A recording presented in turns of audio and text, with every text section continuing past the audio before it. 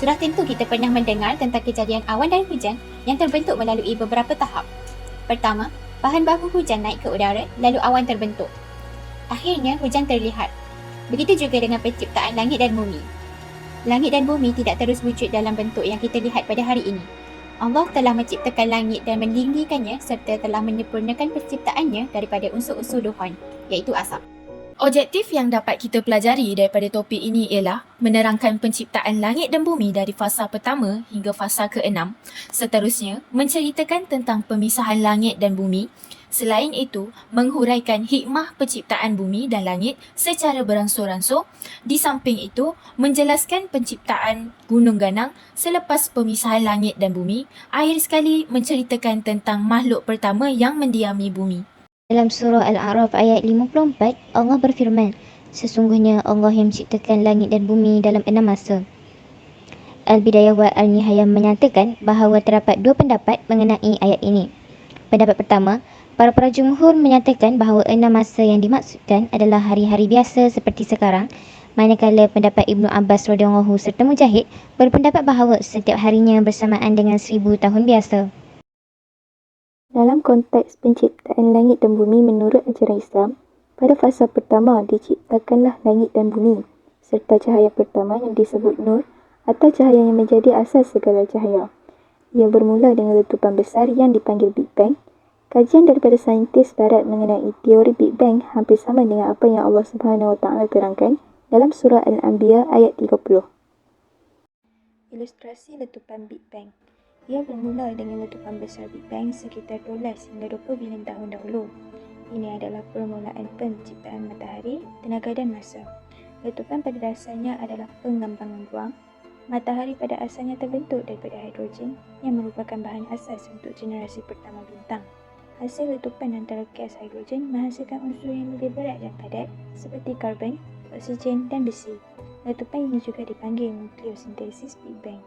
Kisah kedua, di dalam surah Al-Baqarah ayat 29 yang bermaksud, dialah Allah yang menjadikan segala yang ada di bumi untuk kamu dan dia berkehendak menciptakan langit, lalu dijadikannya 7 langit. Dan dia maha mengetahui segala sesuatu. Dalam fasa ini, proses pembentukan langit berlaku. Umumnya diketahui bahawa langit biru ini disebabkan oleh pantulan cahaya matahari oleh zarah-zarah di atmosfera. Di luar atmosfera, langit tidak lagi berwarna biru, malah hanya terdapat titik-titik cahaya seperti bintang, galaksi dan objek lain. Jadi, langit bukan hanya kubah biru di atas, tetapi semua yang ada di atas sana iaitu bintang, galaksi dan objek angkasa yang lain. Jadi itulah intipati langit yang sebenar. Semasa fasa ini, pembentukan bintang di galaksi masih berlaku sehingga ke hari ini. Fasa ketiga, Allah menciptakan tanah kering, benua dan pulau-pulau berada di atas air. Kumpulan air yang besar dinamai laut dan tanah kering itu darat. Allah menyatakan bahawa semuanya itu baik. Allah menciptakan kehidupan ini supaya dapat berkesinambungan. Tumbuhan diberi kemampuan untuk hidup. Tumbuhan diciptakan dalam kelompok yang besar, iaitu banyak jenis, dan bumi menjadi hijau dengan penuh dengan tumbuhan. Allah menyatakan bahawa semua ini juga baik. Keadaan penciptaan ini menghabiskan waktu siang dan hari. Seperti surah An-Nahl ayat 15, artinya, dan dia memacakkan gunung-gunung di bumi supaya bumi itu tidak goncang bersama kamu. Dan dia menciptakan sungai-sungai dan jalan-jalan agar kamu mendapat petunjuk. Fasa keempat, Allah menciptakan semua binatang dan benda-benda langit. Pergerakan dari benda-benda langit ini akan membantu manusia untuk memahami dimensi waktu. Dua benda langit besar diciptakan berkaitan bumi. Yang pertama adalah matahari. Matahari merupakan sumber cahaya utama. Dan yang kedua adalah bulan yang memantulkan sinar matahari. Pergerakan benda-benda ini akan membezakan siang dari malam. Kejadian ini dijadikan baik oleh Allah. Kejadian ini akan menghabiskan waktu siang hari. Seperti surah At-Talaq ayat 12, artinya Allah yang menciptakan 7 langit dan dari penciptaan bumi juga serupa. Perintah Allah berlaku padanya agar kamu mengetahui bahawa Allah Maha Kuasa atas segala sesuatu dan ilmu Allah benar-benar meliputi segala sesuatu. Fasa kelima. Pada hari kelima, Tuhan menciptakan ikan-ikan di dalam laut dan burung-burung di langit. Kemudian Tuhan berfirman, hendaklah air dipenuhi dengan makhluk-makhluk hidup dan hendaklah makhluk terbang berterbangan di atas bumi melintasi langit. Tuhan menciptakan makhluk laut yang besar dan semua makhluk yang hidup di dalam air menurut jenisnya dan setiap makhluk terbang menurut jenisnya. Tuhan memberkati semua makhluk itu dan berfirman, "Membiaklah, jadilah banyak dan penuhilah laut. Hendaklah makhluk terbang bertambah banyak di bumi. Malam dan pagi pun berlalu, itulah hari yang kelima." Fasa ke-6. Tuhan menciptakan segala jenis makhluk yang hidup di darat, binatang melata. Kemudian Tuhan berfirman, "Hendaklah bumi mengeluarkan makhluk hidup menurut jenisnya, binatang jinak, binatang menjalar, dan binatang liar menurut jenisnya." Itulah yang terjadi. Tuhan menciptakan manusia menurut gambarannya. Demikianlah lelaki dan perempuan diciptakan menurut gambaran Tuhan. Lalu Tuhan memberkati mereka dan berfirman kepada mereka, "Hendaklah kamu mempunyai anak cucu yang banyak. Penuhilah bumi dan hendaklah kamu menguasainya. Hendaklah kamu menguasai ikan di laut, makhluk yang berterbangan di langit dan semua makhluk hidup di bumi." Seperti di dalam surah Al-Anbiya ayat 16 yang bermaksud, "Dan tidaklah kami ciptakan langit dan bumi dan segala yang ada di antara kedua-duanya dengan bermain-main." Dan juga di dalam surah As-Sajdah ayat 4 yang bermaksud, "Allah yang menciptakan langit dan bumi dan apa yang ada di antara keduanya dalam 6 masa. Kemudian dia bersemayam di atas arsy. Bagimu tidak ada seorang pun penolong maupun pemberi syafaat selain dia. Maka apakah kamu tidak memperhatikan?" Pemisahan langit dan bumi diceritakan dalam surah Al-Anbiya ayat 30 yang bermaksud, "Dan apakah orang-orang kafir tidak mengetahui bahawa langit dan bumi keduanya dahulunya menyatu. Kemudian kami pisahkan antara keduanya." Perkataan fataq pada ayat ini bererti pemisah, iaitu pemisahan bumi dan langit yang sebelumnya menyatu. Ismail ibnu Abu Khalid mengatakan bahawa ia pernah bertanya kepada Abu Saleh Al-Hanafi tentang makna firman Allah tersebut, bahawa langit dahulunya menyatu, lalu dipisahkan menjadi 7 lapis langit, dan bumi dahulunya menyatu, lalu dipisah-pisahkan menjadi 7 lapis. Sa'id ibnu Jubair mengatakan bahkan langit dan bumi pada mulanya saling melekat setelah langit ditinggikan dan ditampakkan darinya bumi ini. Maka kejadian inilah yang disebutkan pemisahan dalam ayat tersebut. Al-Hasan Qatadah mengatakan bahawa langit dan bumi merupakan sesuatu yang terpadu lalu dipisahkan di antara keduanya oleh udara. Seterusnya, kita telah mengetahui bahawa Allah Subhanahu Wa Taala menciptakan seluruh alam semesta dalam 6 fasa.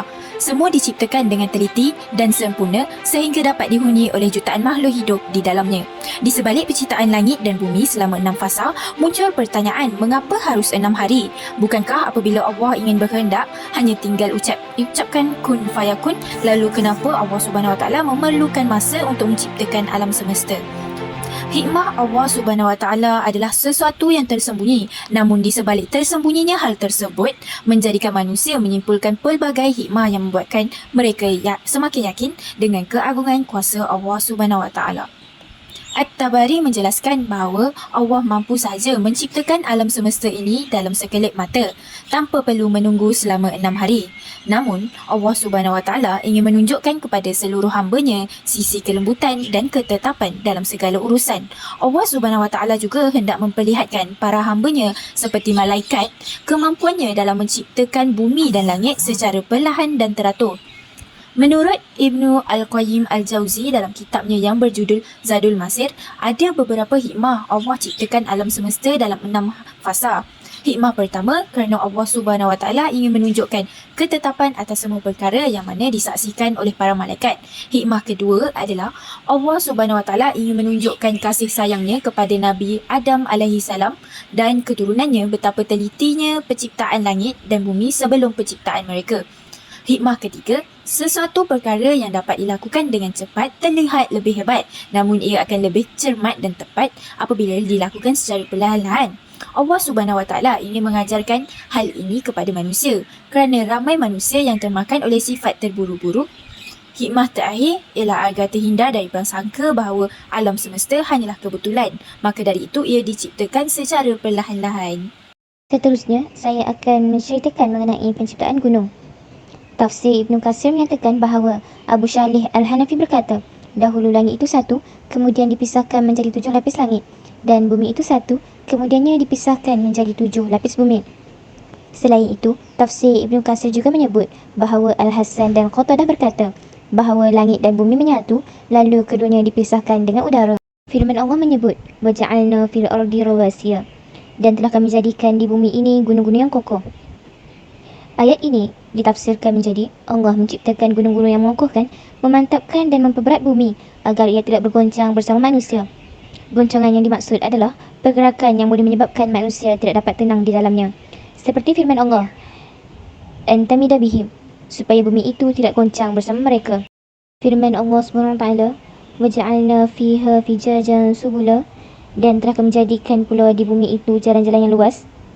Tafsiran ayat ini adalah jalan-jalan yang luas yang dimaksudkan adalah lubang-lubang di dalam gunung-gunung yang digunakan manusia untuk menempuh perjalanan dari satu daerah ke daerah lain atau dari satu negara ke negara lain. Seperti mana yang dapat disaksikan sekarang, gunung-gunung banyak menjadi dinding atau sempadan satu negeri dengan negeri yang lain. Pada zaman dahulu, sebelum terciptanya Adam AS, bumi telah didiami oleh bangsa jin berketurunan Al-Jan yang telah merosakkan bumi dan menumpahkan darah. Malaikat bertanya, "Mengapa engkau, wahai Allah, mahu menjadikan di bumi individu yang melakukan kerosakan, seperti yang dilakukan oleh jin berketurunan Al-Jan?" Maka Allah berfirman, "Sesungguhnya aku lebih mengetahui apa yang tidak kamu ketahuinya." Berdasarkan tafsiran Ibnu Abbas di atas, diketahui kaum jin merupakan penghuni bumi terawal sebelum manusia. Setelah itu, berlakunya pertumpahan darah akibat tindak tanduk jin di atas muka bumi. Lantaran itu, mereka dibinasakan oleh Allah. Tafsiran ini juga menjelaskan bahawa sebelum manusia, bumi dihuni oleh makhluk jin dan dia mengajarkan Adam nama-nama benda-benda seluruhnya. Kemudian mengemukakan kepada para malaikat lalu berfirman, "Sebutkanlah kepadaku nama benda-benda itu jika kamu memang orang yang benar." Setelah Adam AS mengetahui apa yang telah diajarkan Allah SWT, segala nama-nama keseluruhannya, maka bersujudlah semua malaikat tanda penghormatan kepada manusia kecuali Iblis. Iblis merasakan bahawa dia adalah penciptaan yang lebih mulia daripada Adam AS. Kerana itu, dia telah bersumpah sehingga hari kiamat untuk menyesatkan manusia dan membuktikan bahawa manusia akan melakukan kerosakan serta menumpahkan darah, sekalipun manusia telah mengetahui nama-nama keseluruhannya. Terdapat dua riwayat yang menceritakan tentang jenis-jenis jin tersebut. Hadis pertama diriwayatkan oleh Abi Ta'alabah Al-Hushani radhiyallahu anhu dari baginda SAW bersabda, "Jin terbahagi kepada 3 golongan. Satu golongan ialah anjing dan ular, satu golongan terbang di udara, dan satu golongan bermukim dan berpindah." Dalam riwayat lain dari Al-Tahawi, Abu Al-Shaykh dan Ibnu Abdul Albar menyatakan, jin terbahagi kepada 3 bahagian. 1/3 mempunyai sayap terbang di udara, 1/3 anjing dan ular, dan 1/3 bermukim dan berpindah. Dari kedua-dua hadis ini, ia menggambarkan bahawa kelompok yang ketiga mempunyai beberapa persamaan dengan manusia, terutama apabila ia disifatkan sebagai golongan yang menetap di suatu tempat atau berpindah ke suatu tempat. Ia menggambarkan bahawa jin jenis ini mempunyai kehidupan yang mirip dengan kehidupan manusia. Mereka memerlukan tempat berlindung untuk keperluan hidup. Mereka juga memerlukan pergerakan ke suatu tempat untuk memenuhi keperluan hidup. Manakala dalam hadis kedua diriwayatkan oleh Ibnu Abi Dunya dalam Hawatif Al-Jinnan, Abu Shaykh dan Ibnu Abdul Bar meriwayatkan bahawa Abu Darda meriwayatkan dari baginda SAW, Allah menjadikan jin kepada 3 kelompok. Satu berbentuk ular, kalajengking, serangga atau kutu tanah. Satu kelompok seperti angin di udara dan satu kelompok lagi adalah dikenakan perhitungan iaitu amalan dan dikenakan balasan. Rumusan yang dapat disimpulkan daripada topik ini ialah penciptaan bumi dapat difahami sebagai sebuah proses yang kompleks dan teratur di mana Allah menciptakan alam semesta dengan tujuan tertentu. Sains memberikan pemahaman yang lebih tepat tentang bagaimana proses-proses ini terjadi, sementara Al-Quran memberikan pandangan tentang tujuan akhir dan nilai-nilai moral yang terkandung dalam penciptaan ini. Keharmonian dapat ditemukan dengan memandang sains sebagai alat untuk memahami mekanisme penciptaan yang diatur oleh Allah. Pemahaman evolusi dan proses alam lainnya dapat diintegrasikan dengan konsep-konsep keagamaan, menghasilkan pandangan yang menggabungkan pengetahuan ilmiah dan perkara-perkara yang tidak dapat dilihat.